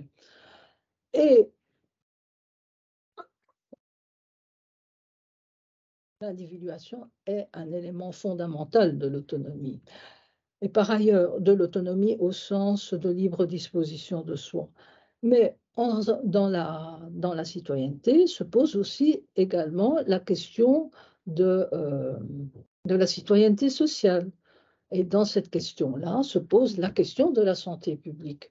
Donc, voilà, c'est de cette manière-là, je pense, que les choses sont articulables, au-delà de l'aspect pragmatique qui fait que ça s'est articulé dans certains pays, plus ou moins bien selon les contextes et la capacité des sociétés civiles à travailler avec les sociétés, main dans la main avec les sociétés politiques.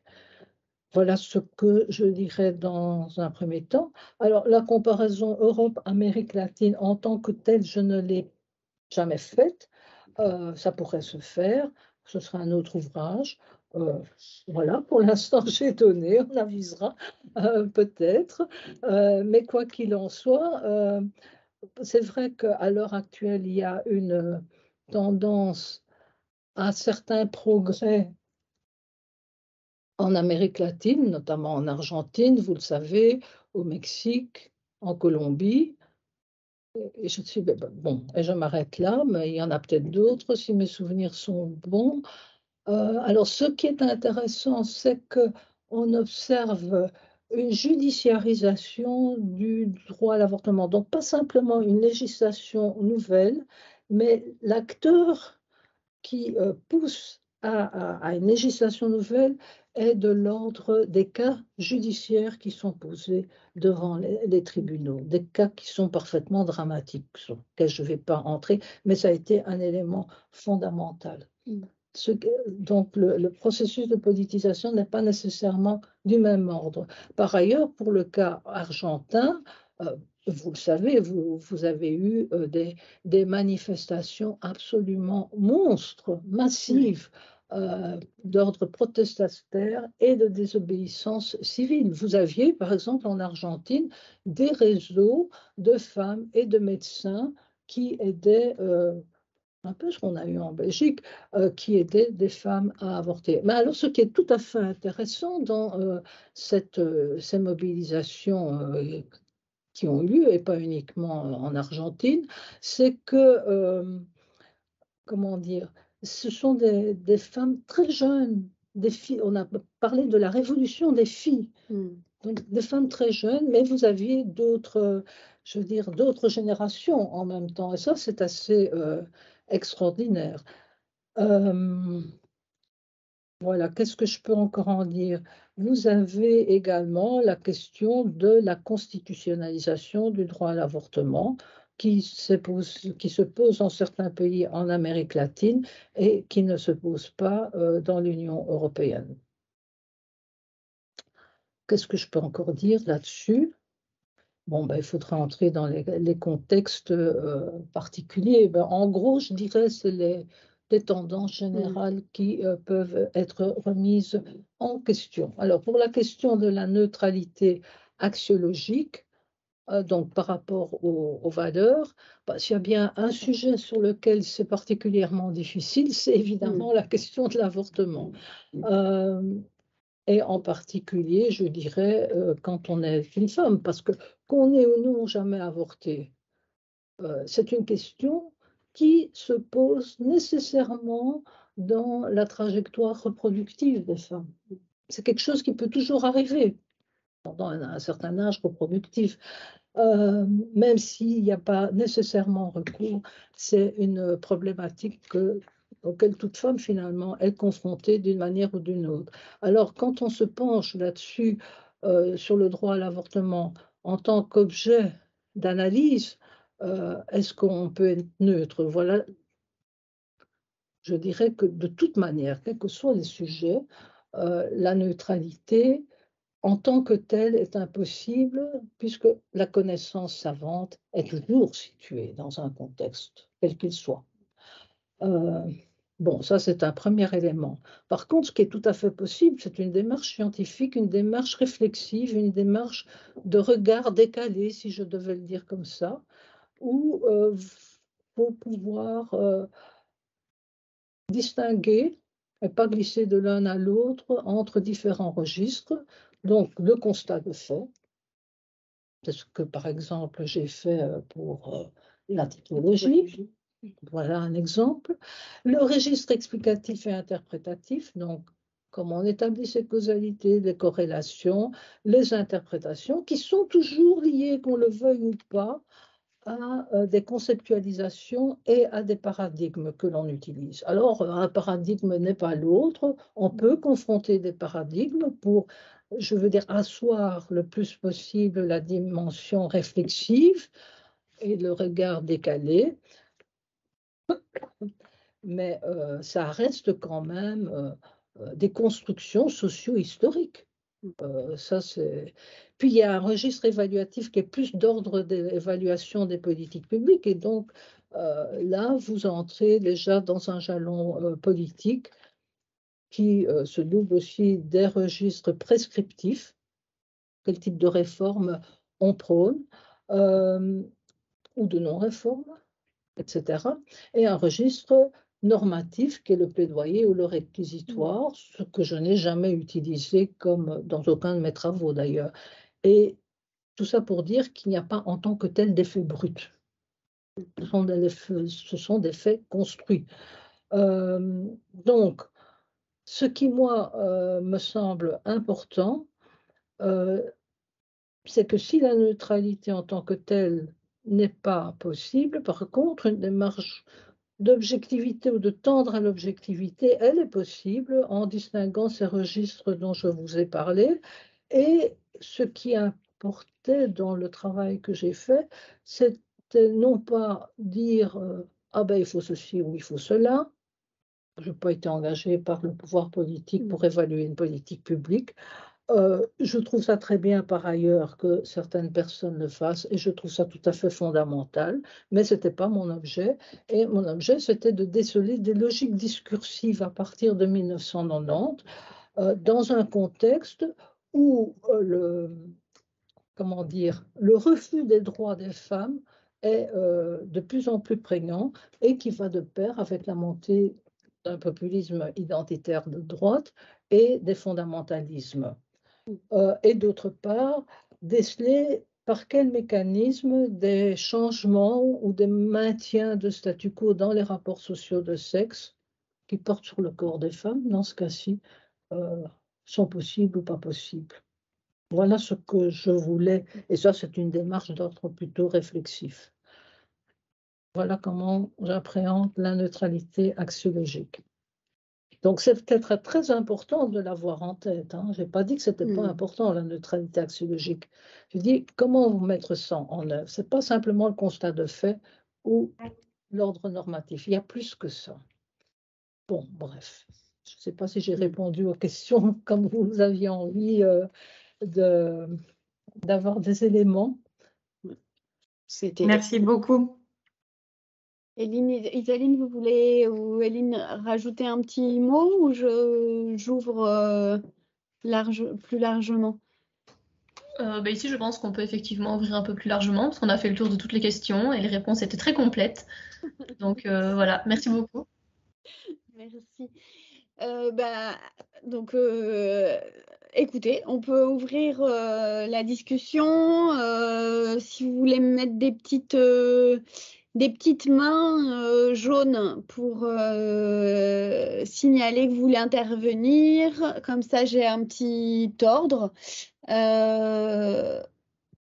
Et puis, ça vous laisse le temps. Donc, je vois qu'il y a une première... il y a une première main qui s'est levée, qui est la seule pour l'instant. Shamsiatou, c'est ça? Vous voulez intervenir? Oui, c'est ça. Super. Oui. Écoutez, allez-y, voilà, ouvrez directement le micro, puis les autres. Oui, allez-y. Je vais fermer le. Merci pour cette belle présentation qui donne un avis global sur comment est-ce que l'avortement a évolué au sein de l'Union européenne. Et moi, ma question, c'est par rapport à la partie africaine. Comment est-ce que les évolutions au sein de l'Union européenne et en Occident particulièrement ont pu, d'une façon ou d'une autre, avoir un impact ou des effets sur l'évolution de l'avortement au sein des pays africains ou des pays du Sud? Je ne sais pas si vous avez des informations par rapport à cela. Merci. Peut-être on peut faire, n'hésitez pas, je ne sais pas s'il y a quelqu'un d'autre qui souhaite poser une autre question. On vous laisse le. Moi, j'ai levé la main, je ne sais pas si vous la voyez. Ah non, je le vois pas. Donc allez-y, prenez la parole peut-être les uns après les autres. Je suis désolée, je suis dans mes participants et je vois pas les mains levées. Donc allez-y. Voilà, bonjour. Alors moi, je voulais vous poser plusieurs questions. La première, c'est mais par rapport à vous faisiez une remarque par rapport au fait que du côté des, on va dire, je reprends votre terminologie, des pro-vie, les pro-choix sont considérés comme des ennemis et qu'ils n'acceptent pas la pluralité de valeurs. Est-ce que dans ce cas-là, vous diriez aussi, ou est-ce qu'on peut penser jusque-là alors que la seule solution, c'est d'être en guerre?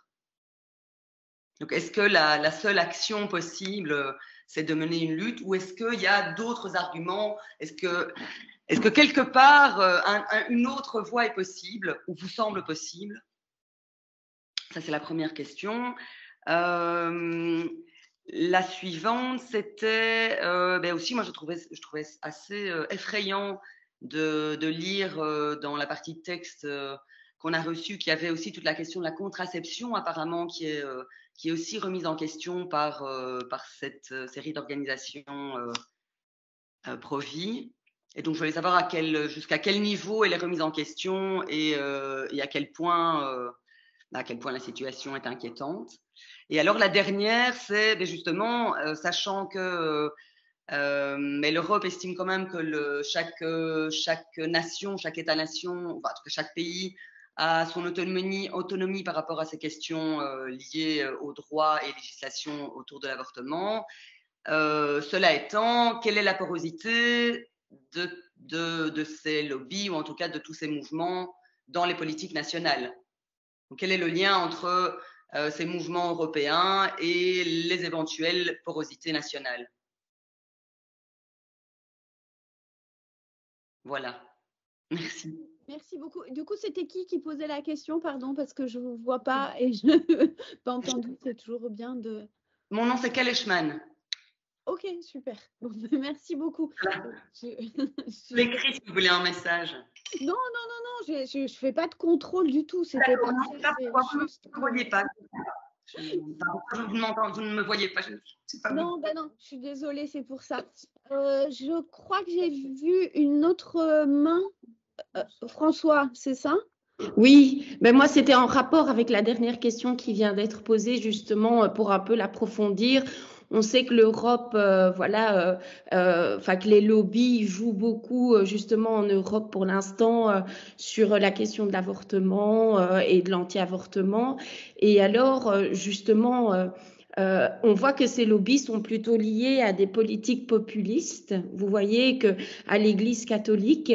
Et donc, est-ce que justement maintenant, il n'y a pas, vous voyez, un autre, justement, qu'est-ce que ces politiques, vous voyez, populistes,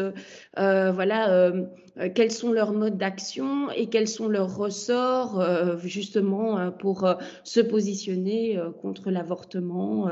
Et on le voit avec l'Italie, où la campagne, en Italie, la campagne de la ministre qui a été élue était fort axée sur cette question-là aussi. Voilà. Et donc, qu'est-ce que ces lobbies à tendance populiste, en fait, quel est un petit peu l'intérêt, vous voyez, de ce revirement et de faire pression sur l'Europe pour justement qu'elle limite cet accès à l'avortement? Merci beaucoup. Merci beaucoup. Je vois pas d'autres mains si je me trompe pas pour l'instant. Du coup, je te propose de repartir pour un round. C'est intense, hein, de questions. Donc un petit round de questions, puis on pourra revenir.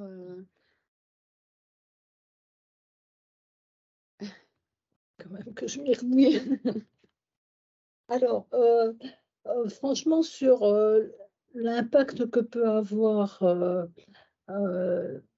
la manière dont la question de l'avortement se décline dans l'Union européenne sur des pays du Sud ou africains, honnêtement, je n'ai pas de réponse parce que je n'ai pas fait le travail. Mais par contre, ce que je pourrais dire et mettre en avant, c'est que des cas comme la Pologne à l'heure actuelle, je ne sais pas si c'est déjà pris comme mesure ou ça va être pris, mais ce dont il était question à un moment donné, c'était d'établir des listes de femmes enceintes pour pouvoir voir si elles avaient bien accouché. Donc, c'est une chose, par exemple, qui se passe au Salvador ou au Sénégal. Quand une femme fait une fausse couche, le médecin doit directement déclarer à la police et c'est considéré comme un avortement. Alors vous imaginez la double peine, non seulement celle de prison, mais en plus de n'avoir accès à aucun soin d'ordre de santé reproductive, tout simplement. Voilà, donc il faut quand même avoir à l'œil, je dirais, en tout cas, les pays régressifs sont pas moins importants que les éventuelles avancées dans la question du droit à l'avortement. Ça, c'est une chose. Alors, la question d'un monde clivé en... Juste, il y a pardon, du coup, ça me fait penser, sur les liens avec les pays africains, par exemple, il y a aussi la question de l'aide au développement, des aides publiques, si je me trompe pas, avoir lu qu'un des chevaux de bataille est aussi de faire en sorte que l'Union européenne, s'assurer que l'Union européenne ne donne pas d'aide publique au développement, de financement de subventions à des ONG ou à des programmes d'éducation sexuelle, etc. Quoi. Donc c'est une influence indirecte là-dessus. Oui, ça a été un des objets de la pétition qui n'est pas passé. Donc, cette aide au développement est possible de la part de l'Union européenne. Ce n'est pas le cas de la part des États-Unis, je vous fais remarquer. Mais c'est une cible, quoi. Mais c'est une cible, oui, absolument. Donc, et c'est dans ce sens-là aussi que je dis que le poids des pays qui mettent des entraves est plus grande possible au droit à l'avortement doivent être suivis de manière précise parce que ça peut devenir, dans le contexte actuel sur lequel je vais venir avec la deuxième question, des éléments fondamentaux. Ce ne sera pas la Suède qui sera mise en avant, c'est la Pologne. Alors, justement, dans ce contexte du eux et du nous, d'un monde clivé, où il n'y a pas d'espace de délibération politique réelle et où il n'y a pas d'espace de négociation. Ce que l'on est en train de voir apparaître, je ne sais pas s'il y a une autre voie, mais en tout cas ce que l'on voit apparaître dans des pays comme la Pologne ou la Hongrie et maintenant les États-Unis, c'est qu'on est en train de verser, c'est qu'on a affaire à des régimes non seulement autoritaires, d'ordre populiste, et qui mettent en avant une mise en cause radicale du libéralisme politique. On est dans l'illibéralisme. Ça, c'est quand même la donnée importante. Donc, la question du droit à l'avortement, dans ce cas-ci, est révélatrice du degré de démocratisation d'une société. Donc, c'est quand même tout à fait révélateur de ce que sont ici les sociétés politiques.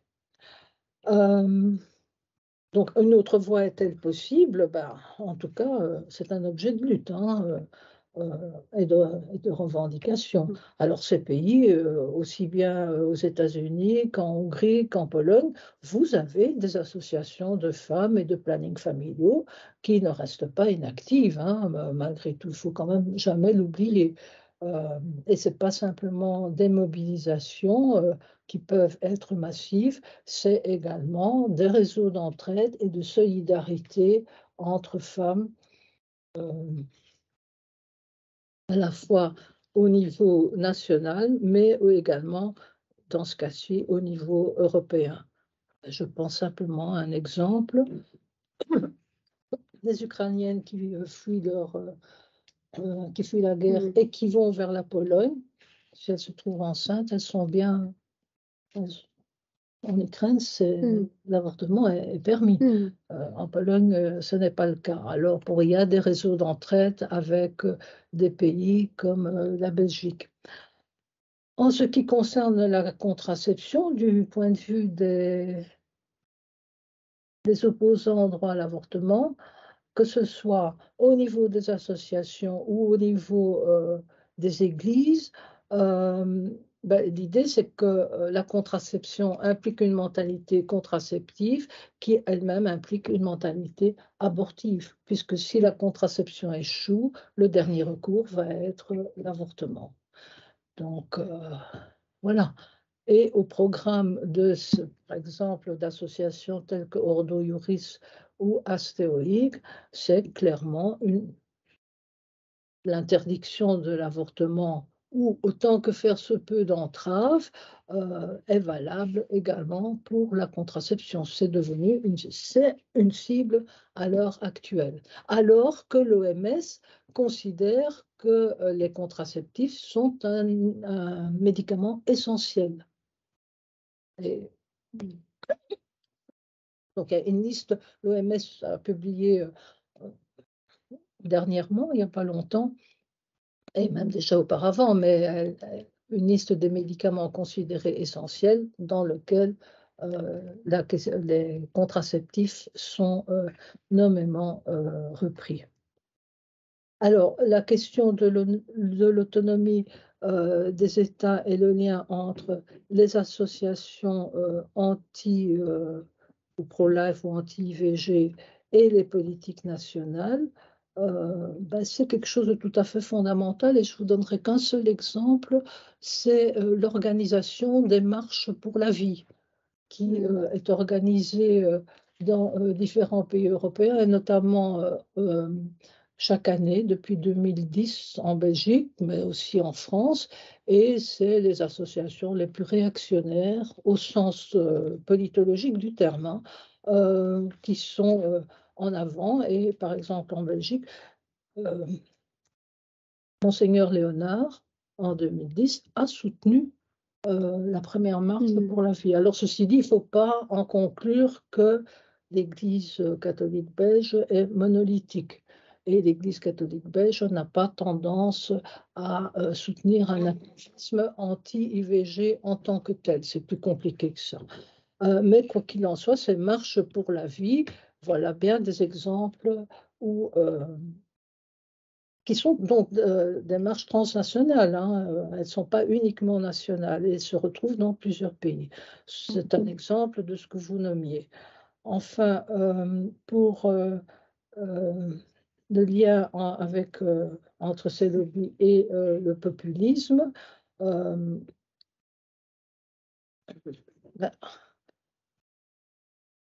retombe sur les exemples de l'illibéralisme, de la Hongrie, de la Pologne, et on est plus que dans une sorte de backlash, de recul dans le droit des femmes. Ça va beaucoup plus loin.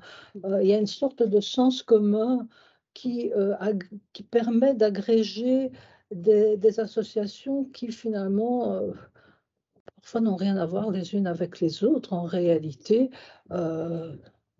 c'est des associations tout à fait réactionnaires ou bien simplement des associations conservatrices ou catholiques traditionnalistes. Et la notion de genre permet au fond d'agglomérer, si je puis dire, des associations un peu hétéroclites, mais enfin qui restent dans l'échiquier de droite, et plutôt d'extrême droite, qui permet de créer une sorte d'ennemi commun. Donc, au fond, le genre a été un outil d'action publique favorable aux associations de femmes et féministes, et maintenant, le genre est retourné par une sorte de torsion, est retourné en son contraire et devient une cible, pour ne pas dire un spectre littéralement, qui permet d'agréger des forces de droite, d'extrême droite et réactionnaires. Voilà comment je mettrais en avant un début de réponse, une perspective de réponse à la dernière question. Oui, et on voit à quel point aussi, enfin moi je le vois au niveau des institutions européennes, Oui. Comment par exemple en fait la notion de genre, elle est utilisée depuis très longtemps. Elle commence à être utilisée depuis le début des années 90 au niveau européen. Et c'est uniquement maintenant, depuis 2-3 ans, que il y a des oppositions fortes qui se font entendre, qui n'étaient pas entendables absolument avant, et qui aujourd'hui le sont, avec des États membres qui, par exemple, systématiquement refusent de voter tout texte qui comporte juste le mot de genre, et ce qui était complètement inenvisageable auparavant. Le consensus a complètement disparu, et ça c'est très récent, quoi. Voilà. C'est un vrai changement. C'est un vrai changement. Alors, je vois qu'il y a une main qui est là, mais je ne sais pas si, comme on dit parfois, c'est une vieille main. Je pense que c'est une vieille main. C'est une vieille main.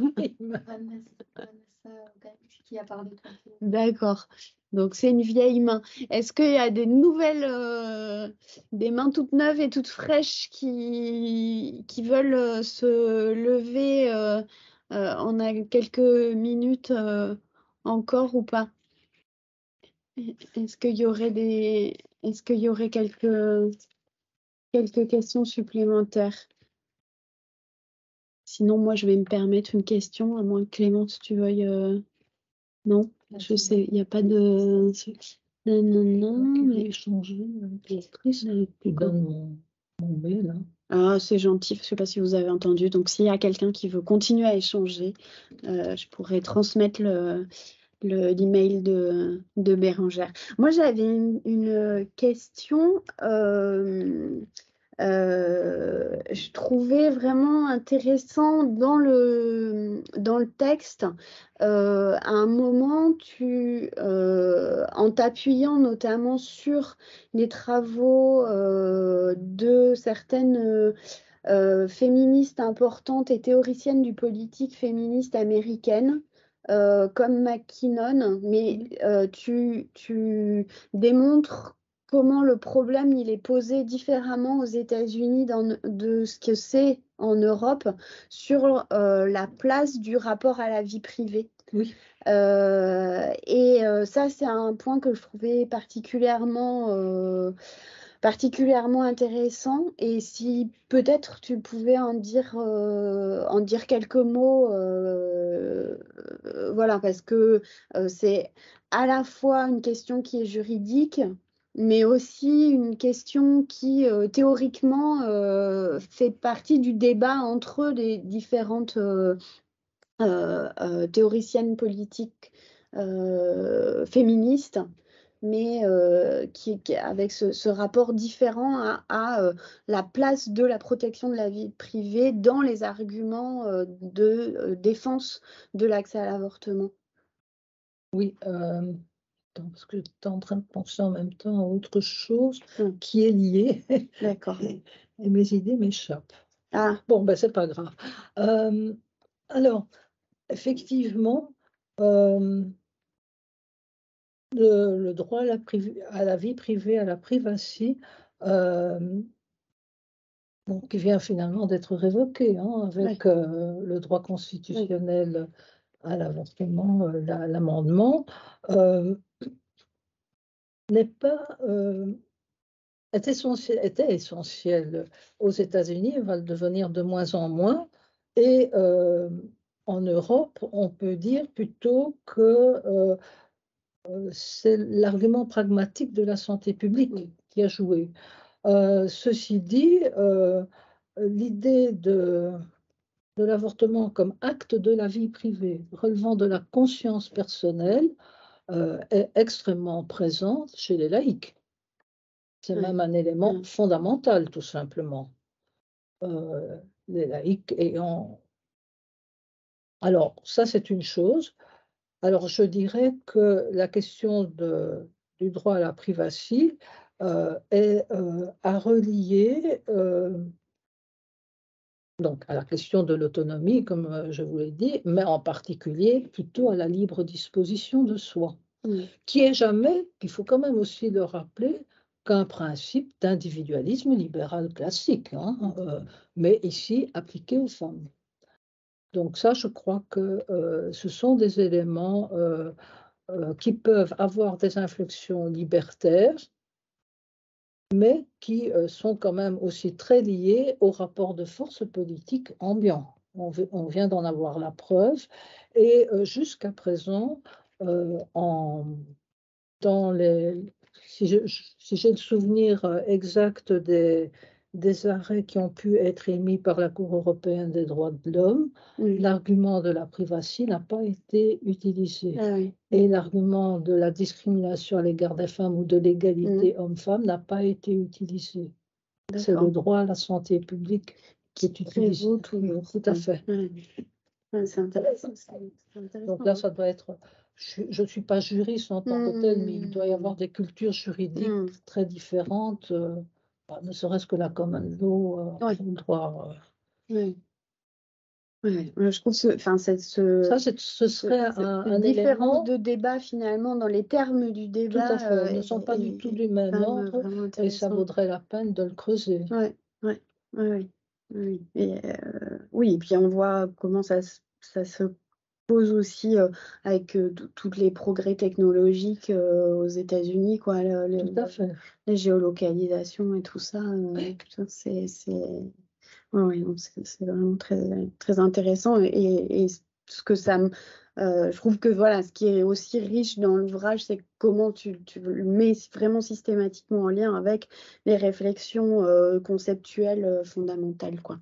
Donc, je pense que vous vous êtes rendu compte de ça maintenant, comment on a cette pensée sûre, tranquille, mais tellement précise et qui revient toujours aux fondamentaux, qui est assez fascinante à suivre.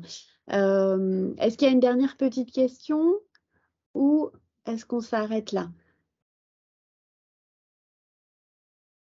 Alors, si vous voulez avoir une lecture pas seulement scientifique, mais d'ordre littéraire sur la question de l'avortement aux États-Unis, je vous conseillerais de lire l'ouvrage de Joyce Carol Oates.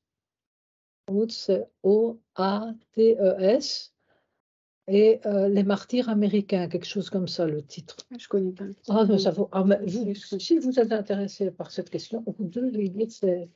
C'est une description. Je ne vais pas vous raconter le livre, mais si vous voulez vous rendre compte à quel point la question relève presque de la guerre civile et de sentir littéralement, lisez ce livre. C'est une grosse brique, mais ça se lit d'une traite. D'accord. Il y avait un ce week-end dans le magazine du Monde, il y a un gros article sur les cliniques de planning familial dans le Michigan. Ah oui, je ne l'ai pas lu. Et qui est vraiment intéressant et qui montre ce que tu disais tout à l'heure, hein, comment les répercussions c'est des répercussions qui principalement sont en termes de classe. De classe race aux États-Unis, mais en termes de classe, c'est vraiment très intéressant. Merci beaucoup à tout le monde. Oh, Clémence, trop forte. Trouver la référence directe sur les martyrs, un livre de martyrs américains. Donc, vous avez tout qui est là. Merci encore. Donc pour les étudiants, les étudiantes, on se retrouve donc pas cette semaine, c'est férié, mais le 18 pour une double dose de sciences sociales et genre le matin et l'après-midi. Merci encore, merci infiniment à Bérengère. Merci toi Sophie et Clémence, mais aussi pour toutes les questions, parce que ça permet de continuer à réfléchir et pas toujours dans des directions auxquelles, a priori, on a imaginé. Donc, mille merci. Merci. Et Eline, Isaline, désolée, du coup, on n'a pas fait tout votre PowerPoint. Envoyez-le-moi, que vous ne l'ayez pas fait pour rien et que je puisse au moins, moi, je le regarderai avec intérêt et plaisir. Voilà. Merci beaucoup tout le monde. Bon après-midi. Ok.